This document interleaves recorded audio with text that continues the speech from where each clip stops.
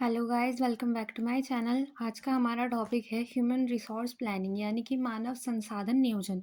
मानव संसाधन नियोजन का मतलब क्या है? हमें जब एम्प्लॉयज़ चाहिए होते हैं, हमें एम्प्लॉय अपने नियुक्त करने हैं, अपॉइंट करने हैं, तो हम उसके लिए उससे पहले देखते हैं कि हमें कितनी रिक्वायरमेंट है। फिर अगर हम अपने अपॉइंट कर रहे हैं, तो उनको हमें क्या सैलरी देनी पड़ेगी, क्या उनकी आवश्यकता होंगी, किस काम के लिए उनको हम अपॉइंट कर रहे हैं, उन सबको पहले ही प्लान करना वो हमारा ह्यूमन रिसोर्स यानी कि मानव संसाधन नियोजन कहलाता है। Human resource planning (HRP) is a strategic process that helps organizations align their workforce with their business goals by forecasting future staffing needs and developing strategy to meet those needs। यानी कि जो हमारा मानव संसाधन नियोजन एक रणनीतिक प्रक्रिया है जो संगठन को भविष्य की स्टाफिंग आवश्यकताओं का पूर्वानुमान लगाकर और उन आवश्यकताओं को पूरा करने के लिए रणनीति विकसित करने करके अपने कार्यबल को अपने व्यावसायिक लक्ष्यों के साथ संरेखित करने में मदद करता है। यानी कि जो हमारे गोल्स हैं व्यवसाय के, उनके लिए हमें और कितनी फ्यूचर में एम्प्लॉइज़ की आवश्यकता पड़ेगी और उन आवश्यकता को पूरा करने के लिए हमें कितनी अपनी वर्कफ़ोर्स चाहिएगी, उन सब का हमने अनुमान लगा लिया कि क्या हमें नीड पड़ेगी और उस हिसाब से हमने अपनी स्ट्रैटेजी बना ली, वही हमारी ह्यूमन रिसोर्स प्लानिंग कहलाती है।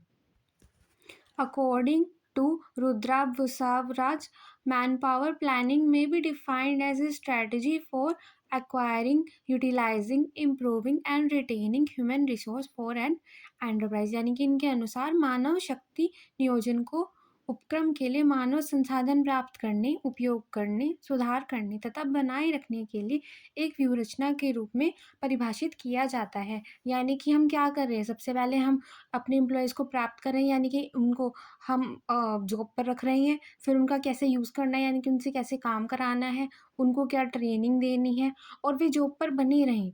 उसके लिए जो हम अपनी स्ट्रैटेजी या व्यूहरचना बनाते हैं, वही हमारी एचआरपी कहलाती है। अब मानव संसाधन नियोजन की विशेषताएँ यानी कि कैरेक्टरिस्टिक्स, ये भविष्योन्मुख होती है क्योंकि हम अपने फ्यूचर के हिसाब से कि फ्यूचर में हमें कितनी नीड होगी एम्प्लॉइज़ की, उस हिसाब से उनको अपॉइंट करते हैं, तो ये भविष्योन्मुख है, फ्यूचर ओरिएंटेड है। फिर उसके बाद ये कंटीन्यूअस प्रोसेस है क्योंकि अगर हमने एक बार अपने एम्प्लॉइज़ रख लिए हैं, उनको अपॉइंट कर लिया है, तो उसके बाद क्या होगा, कुछ का प्रमोशन होगा, कुछ रिटायर होंगे, ऐसा भी हो सकता है, कुछ जॉब छोड़ के चले जाएँ या फिर वर्कलोड हमारा बढ़ जाए तो हमें और ज़्यादा एम्प्लॉय अपने अपॉइंट करने पड़े, तो ये कंटीन्यूअस प्रोसेस है यानी कि चलती रहती है हमेशा। और उसके बाद क्या करते हैं हम, optimum utilisation of human resource यानी कि उनका सर्वोत्तम उपयोग, कि जो जिस काम में बेटर है, जो जिस काम को सबसे अच्छा कर रहा है, उसको वो काम दिया जाए। ऐसा ना हो कि हमने एम्प्लॉइज़ रख लिए हैं 50 पर हमारा काम था 60 का, तो उनसे एक्स्ट्रा वर्क कराना पड़ेगा, तो क्या होगा? उनमें विरोध की भावना होगी कि हमसे ज़्यादा काम कराया जा रहा है, ओवरटाइम कराया जा रहा है, तो वो प्रेशराइज़ हो जाएँगे। और अगर वहीं पे हमारा कि काम था 50 लोगों का और हमने रखे हैं वहाँ पे 60 लोग, तो इससे क्या होगा, लोग खाली बैठे रहेंगे, तो हमें उसमें अपना उनका सर्वोत्तम उपयोग करना है ताकि क्या हो, सब लोग काम करें और कोई भी वर्क प्रेशर के अंदर ना आए। डिमांड एंड सप्लाई फोरकास्ट यानी कि मांग और आपूर्ति का पूर्वानुमान, यानी कि हमें अभी कितनी डिमांड है, कितनी हमें उसकी फिर सप्लाई करनी है, उस हिसाब से हम अपनी प्लानिंग करते हैं और उस हिसाब से हम अपने एम्प्लॉयज़ को अपॉइंट करते हैं। उसके बाद आता है फोकस ऑन डेवलपमेंट, विकास पर ध्यान, यानी कि हमें उनके विकास पर भी ध्यान देना पड़ेगा कि जो जो नई टेक्निक्स आ रही हैं उसके आधार पर हम उन्हें ट्रेन करें ताकि वो जल्दी काम कर सके और ईजिली काम हो। Helps in achieving organisational goals, संगठनात्मक लक्ष्यों को प्राप्त करने में सहायक, क्योंकि हमें ओवरऑल हम एम्प्लॉयज़ इसीलिए अपॉइंट कर रहे हैं ताकि हम अपने बिज़नेस के गोल को प्राप्त कर सकें। तो जो हमारा गोल है हम उनको अच्छी तरह एक्सप्लेन करेंगे ताकि वो उसी वे में कार्य कर सकें। तो इससे क्या होगा, हमारी ऑर्गेनाइजेशन का गोल प्राप्त करने में सहायता मिलेगी। उसके बाद रिड्यूस अनसर्टेनिटी यानी कि अनिश्चितता को कम करता है, क्योंकि हम अगर पहले से ही एनालाइज़ करेंगे कि हमें कितने एम्प्लॉइज़ चाहिएँगे, कितने एम्प्लॉइज़ हमारे ऑलरेडी हमारे पास हैं, उन सबको हम एनालाइज़ करेंगे, उनकी प्लानिंग पहले से करेंगे, तो क्या होगी, हमारी जो अनसर्टेनिटी या अनिश्चितता है वो अपने आप ही कम हो जाएगी। मानव संसाधन नियोजन के उद्देश्य, objective of human resource planning, number 1, मानव शक्ति की आवश्यकताओं का सही पूर्वानुमान, correct estimation of man power requirement, यानी कि हमें कितनी मानव शक्ति यानी कि मैन पावर और चाहिए, हमें कितनी ह्यूमन रिसोर्स और चाहिए कि हमारे पास 10 एम्प्लॉयी ऑलरेडी हैं और हमें बनाने ब 1000 प्रोडक्ट बनाने हैं और उसमें इनको बनाने में भई इनको ये 500 प्रोडक्ट बना सकते हैं। हमारे 1 हफ़्ते के अंदर, हमें 1 हफ़्ते के अंदर बनाने हैं 1000, तो हम क्या करेंगे, 10 और को रखेंगे। तो उस हिसाब से क्या कर रहे हैं हम अपनी आवश्यकताओं का सही पूर्वानुमान लगाते हैं कि हमें कितने लोग और चाहिए, हमें कितनी रिक्वायरमेंट है। फिर उनका प्रबंध करते हैं, यानी कि उनको मैनेज करते हैं। हमें क्योंकि 10 लोग अभी जैसे हमें और चाहिए, तो हम उनको अपॉइंट करने के लिए क्या कर सकते हैं, इंटरव्यू कर सकते हैं, लोगों को सिलेक्ट कर सकते हैं।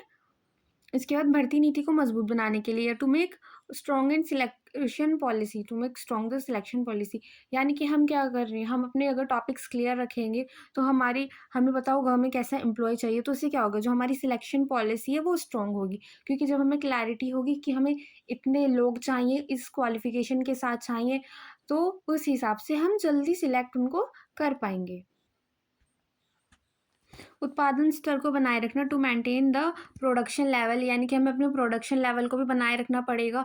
और जैसे हमारी 5000 यूनिट्स बन रही हैं हमारी, और हमारी क्या कर रहे हैं हम, हमारे एम्प्लॉइज़ हैं वो इधर-उधर जैसे कुछ का प्रमोशन हो गया या फिर कुछ कंपनी हमारी छोड़ के जा रही है, फिर कुछ किसी रीज़न की वज़ह से नहीं आ पाए, तो उस दिन हमारा प्रोडक्शन कम ना हो, हमें उस बात का भी ध्यान रखना पड़ेगा।